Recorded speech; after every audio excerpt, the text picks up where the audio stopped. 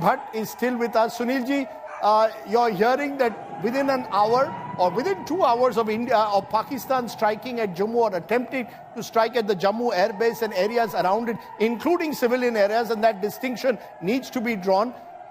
India has hit Lahore. I want to get a sense from you in Jammu at the moment. Has an element of calm returned? People feel, have the explosions that you heard till a few minutes ago, have they stopped?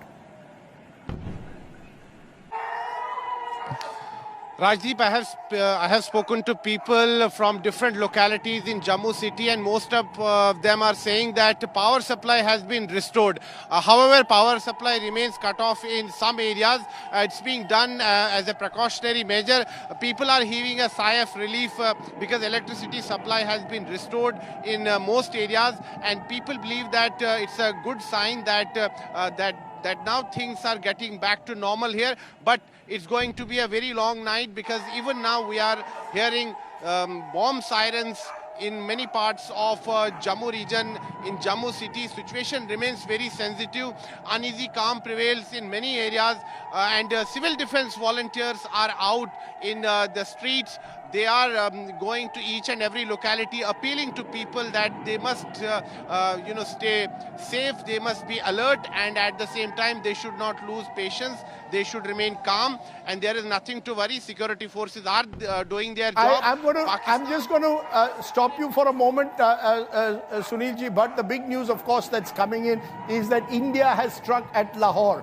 Indian missile system, we don't know where in Lahore, but India has hit Lahore in response, and that's important to underline, in response to what Pakistan attempted a couple of hours ago. Meanwhile, news coming in at the moment that the US NSA and Secretary of State Marco Rubio has now spoken to Shahbaz Sharif, Pakistan's Prime Minister. Earlier, remember, Rubio spoke to India's External Affairs Minister, Dr. S. Jaisalmer. Now, Shahbaz Sharif is from Punjab. When this attack takes place in Lahore, it's right in the heart of where Shahbaz Sharif, who was formerly, remember, before becoming Prime Minister, Punjab's Chief Minister, Pakistan, Punjab's Chief Minister. And his daughter is the... and his daughter, Maryam Sharif, Nawaz Sharif's daughter, Maryam Nawaz Sharif, is the Chief Minister of Punjab. But India, by striking in the heart of Pakistan, has sent a very powerful signal this evening. And then, following that, you are now hearing news that Marco Rubio has spoken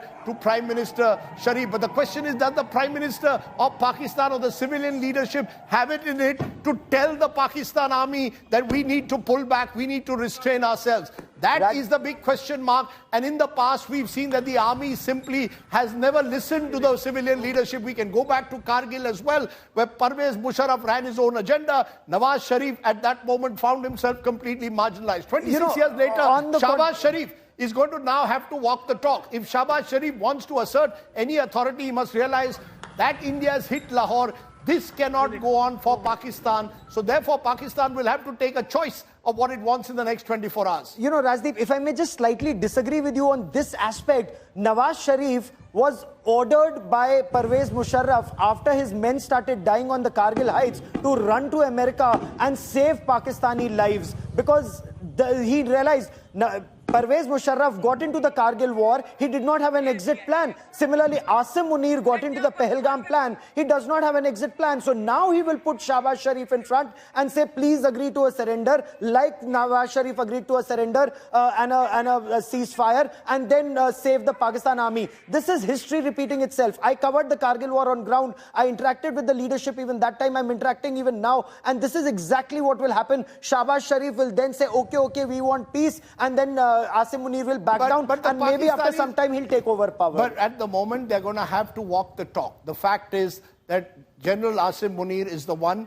who has to answer for this escalation. Yes. And therefore, whatever happens from now, more than speaking to Shahbaz Sharif, at some stage, the Americans will have to ensure that the army leadership also falls in line in Pakistan. And Rajdeep, that is why they've appointed DG ISI as the National Security Advisor. So next, Marco Rubio will probably be speaking to General Asim Malik, who's Pakistan's National Security Advisor, and DG ISI, and very close to General Asim Munir. So that is how the power structure works. They do not trust a Shahbaz Sharif or an Ishaq Dar, who's the Deputy Prime Minister, who's completely powerless. Even Shahbaz Sharif, Rajdeep, as you know better, in Pakistani proper Punjab is referred to as boot polish, or someone who serves the Pakistan Army.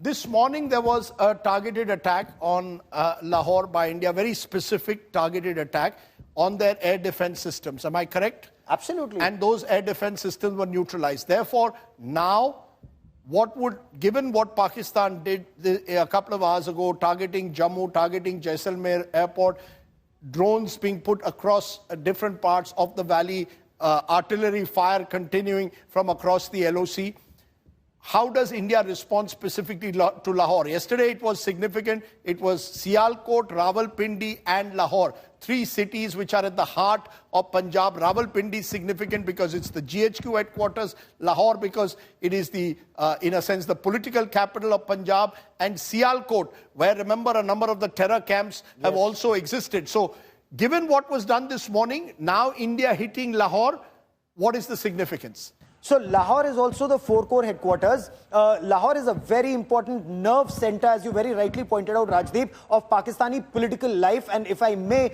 proper Punjab is what runs Pakistan. You know, when Balakot happened, it did not hurt Pakistan's military jihad network because they were being hit in Khyber Pakhtunkhwa, which they treat as a second-class citizen. Had they been hit in Baluchistan, it does not hurt them. That's because they only milk Baluchistan. Had they been hit in Sindh, they would have probably said Muhajirs and Sindhis have been killed. When you are hit in Pakistan's Punjab, which is what provides the backbone of the Pakistan army, this hurts Pakistan. And this is exactly what the Narendra Modi government is doing, hitting Pakistani's military jihad complex in its backbone, breaking the backbone. And Rajdeep, as you very rightly pointed out, it is hitting the jugular of the Pakistani military jihad network. Lashkar-e-Taiba is in Punjab province of Pakistan. Jaish-e-Mohammed is in Punjab province of Pakistan. And your Pakistan Army, its 4 Corps, which is in Lahore. 31 Corps is in Bahawalpur.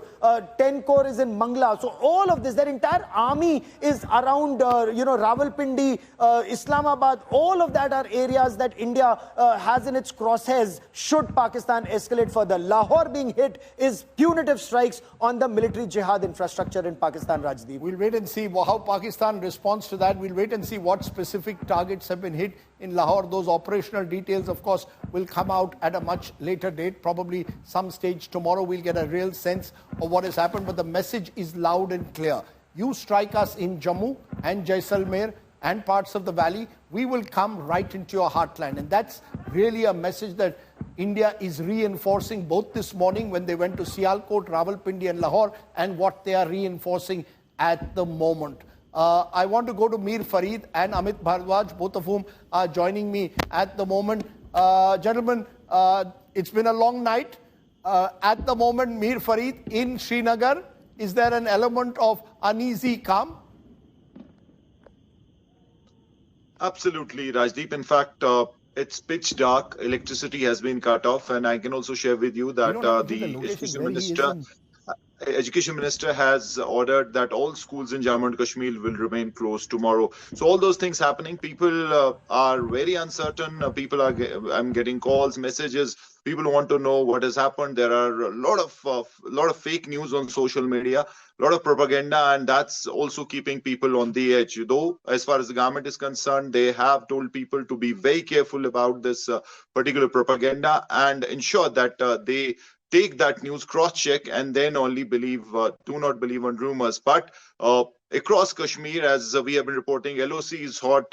Very heavy RT fire across the LOC areas, starting from Kupara right to Baramulla, then to Jammu on the other side as far as Rajouri Punch is concerned. And then you this is escalation at multiple levels. And then we also got reports that in South Kashmir, there have been attempts to target some ammunition depots of the army, which have been repulsed, anti-aircraft guns used. So it seems that it was a very well-planned attack where they wanted to escalate simultaneously at various sectors through various means of ammunition, starting from rockets, drones to arty-fire. So it was clearly a retaliation, but so far, luckily, there has been no major news of any casualty, though it's still early times. There will be evaluation. They would be trying to find out the kind of damage, but no reports of any casualty. Some injuries, yes, but that really is the good news coming out of this. No casualties, Rajdeep. Okay, let's go to Shivani Sharma, our correspondent, who also joins us. Shivani, what are you picking up?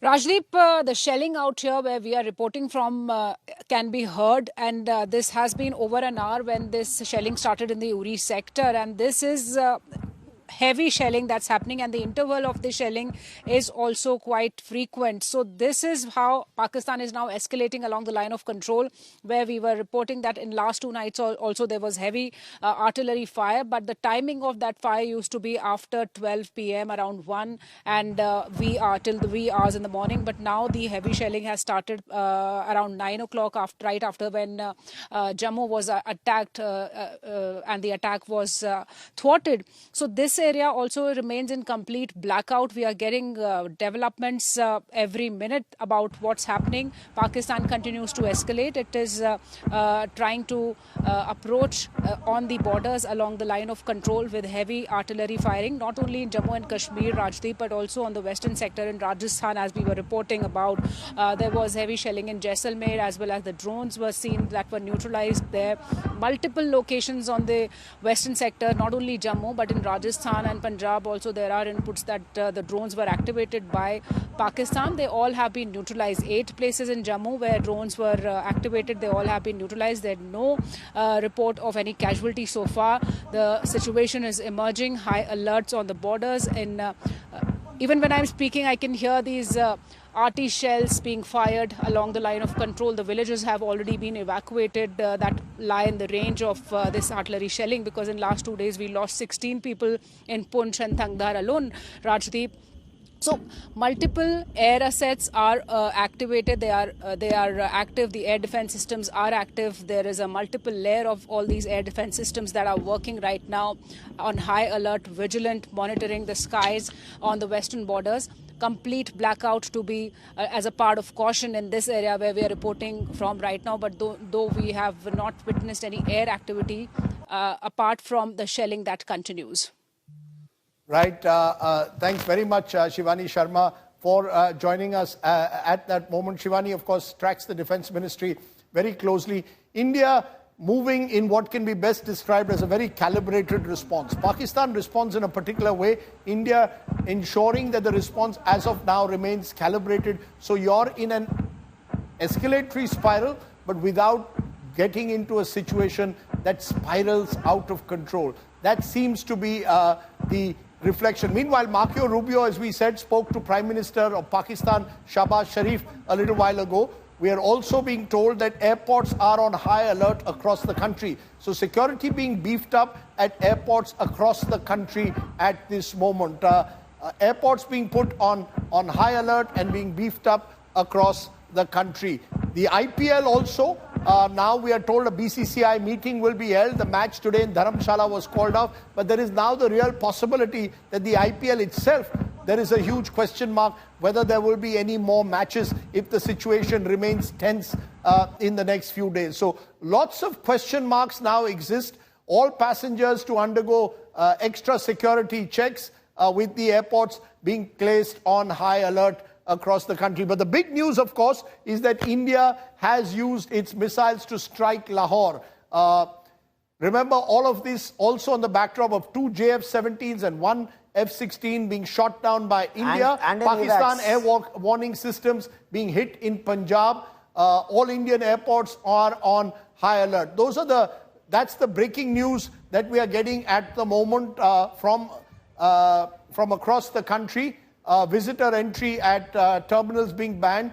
Gaurav's going to take over and take this forward right through the night, because it's going to be a long night where there will be plenty of news that you can get. We've got a large team of reporters that have spread to every corner of the key areas, and they'll bring you more news in a moment. Gaurav. And Rajdeep, the fact that a Pakistani AWACS has been downed is very significant. It's an airborne platform. It's a huge aircraft, which is an airborne early warning command and control system. When that is taken down, something that's protected by multiple fighter jets and aircraft, it just goes on to indicate how vulnerable Pakistan is in the skies. And that question then once again comes, Rajdeep, whether Pakistan had wargamed this enough. If it is losing its ground radar system, its air defense shield in Lahore, which is Pakistan's best protected city. Punjab is Pakistan's best protected province. If that is so vulnerable, if an AWACS has been downed in over Pakistan's Punjab province, if their fighter jets are falling like flies as they try to enter Indian territory, we are told we have some locations, but we will wait for Government of India to officially announce this since live military operations and the operation is still underway, because Pakistani drones, missiles and their fighter jets, because this is grave escalation. Grave escalation by Pakistan when it sends in its F-16s and JF-17 Thunders into Indian territory or close to Indian territory, that they are shot down. This would indicate that Pakistan's Army Chief General Asim Munir is gambling. It's a very dangerous game that Asim Munir is playing, and clearly at every stage he's being called out. That representative image that you see is India's Sudarshan Chakra, the S-400 air defense system that has so far destroyed every incoming threat, including, we are told, the JF-17s and, according to reports, one F-16. Now, if I explain this to you for the benefit of our viewers, the Pakistanis did not wargame India having the Rafales, the Su-30 MKIs, the Mirage 2000s, the AWACS that we have, the S-400 system, and they are all integrated. When your entire system is integrated, you have like 1,000 eyes in the sky.